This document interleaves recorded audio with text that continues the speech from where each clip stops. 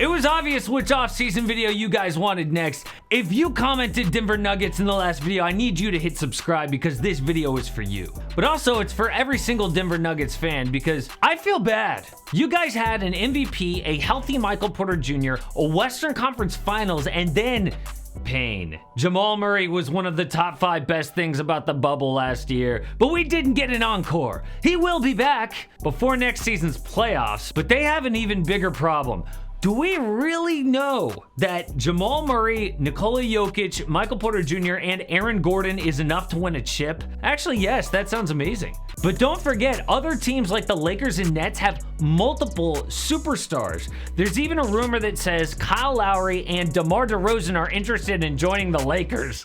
The point is, even though Denver has an awesome core, they can't afford to just stand still. There's also extremely risky extension negotiations. And if they do it wrong, they could lose one or more of their big 4. This video explains all the moves the Denver Nuggets have to make so they don't waste another postseason of prime Joker. Yo, it's Casey, this is AM Hoops, and I know it's weird we're doing off seasons on a Monday, but we have to pack these things in. I feel like until the draft, it's gonna be all off-season videos and trade rumors that come out, like this insane Kyle Lowry, DeMar DeRozan thing. But today, we're talking about the Nuggets, and their basics are cap space, $0. Exceptions, they have the full mid-level exception, plus about a $5 million trade exception, which is pretty exciting. Draft, 26th overall. Their needs, they need to get healthy, and potentially they'll need a backup point guard because they're relevant free agents. Will Barton has a player option. JaMychal Green does too. Paul Millsap and Austin Rivers are unrestricted. First up, the big problem. It's actually a problem everybody wants. They have too many good players who could all potentially make a ton of money. If everyone gets paid the most that they can, then in just 2 years, they'll have $114.2 million in just 4 players. That is like prime KD Golden State Warriors. And do we really think the Nuggets core is the same as the Dynasty Dubs? No. So either they have to trade one of these guys or accept just having like no depth in the future. And you might say, oh, that's the future, we'll worry about that then. Actually, a really big decision has to be made right now, and that is Michael Porter Jr.'s contract. This dude has been amazing since sitting out his first year. I mean, without Jamal Murray, his play made me go, Things that make you go,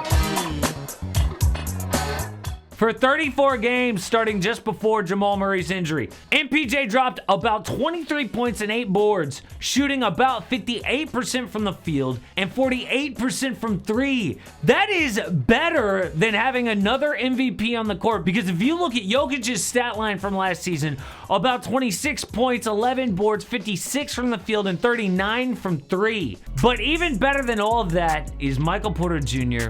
is healthy. This dude is eligible to get a max extension, but will they give it to him? I mean, there's a really good chance the Nuggets will want to save money for the future, as we already discussed, so maybe they think, oh, we'll save money by lowballing MPJ. They could potentially use his injury history as an excuse not to pay him a max. And if he really wants and thinks he is worth that huge deal, he could take that personally.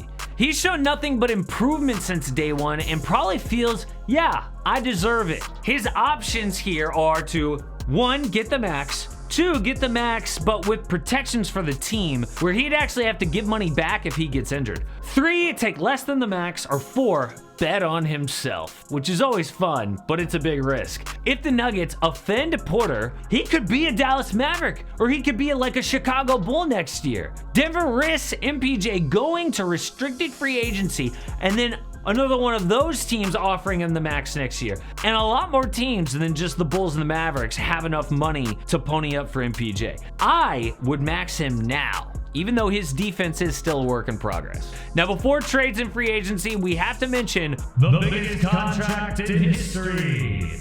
Nikola Jokic is extension eligible, but he refuses to sign it. Actually, it's not that dramatic. If he waits one more year, he can sign the biggest contract ever, a supermax worth $241 million, because at that point he'll have 7 years of service time. It's a whole thing. I'm gonna actually explain that and a whole lot more in the free agency GM workshop. Shameless plug. So now let's get to trades and free agency, and the first thing is Michael Porter Jr. on a sign and trade, Bol, Zeke Naji, and the 26th overall pick for Bradley Beal. This is one of the very few trades I would actually do to get rid of Michael Porter Jr. The Nuggets should not trade MPJ for anything less than a legit star. DC would do this for Beal because they get a young talent with superstar potential. If the Nuggets got Bradley Beal, it would add another elite offensive player in the backcourt, which is perfect because Jokic and Aaron Gordon have the front court locked. The Wizards would only let go of Beal if they see the truth that winning with Russell Westbrook is not gonna happen. They need to maximize a Beal trade.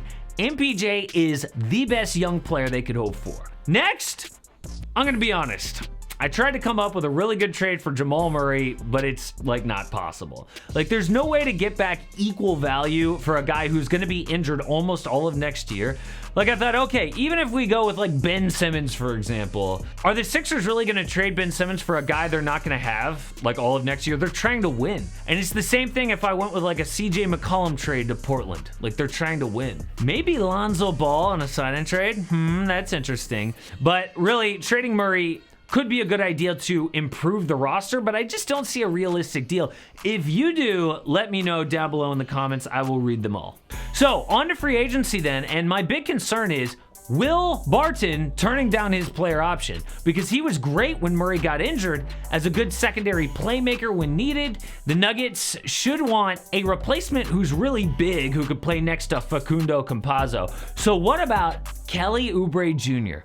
6'7", can play shooting guard. He brings good defense. He's switchable 2 through 4, and he's good at certain things on offense. 72% at the rim, 42% in the mid-range. Not a great playmaker, but someone who would fit well in that second unit next to Campazzo. But the dream playmaker route would be Spencer Dinwiddie. This dude has the height and the offense to make him a perfect secondary option who could start until Jamal Murray is healthy. The only problem is money.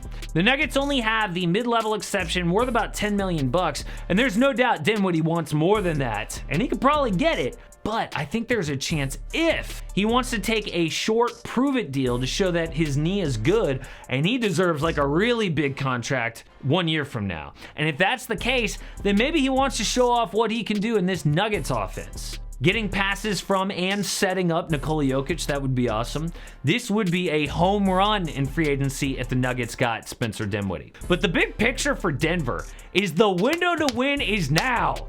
But are they good enough? If the answer is no, they have to make a deal at some point to improve the team. Jokic is untouchable, but Jamal Murray and Michael Porter Jr. should go for the right return. And you need to return to this channel immediately, because this video explains what is up with the disrespect for now Finals MVP Giannis Antetokounmpo.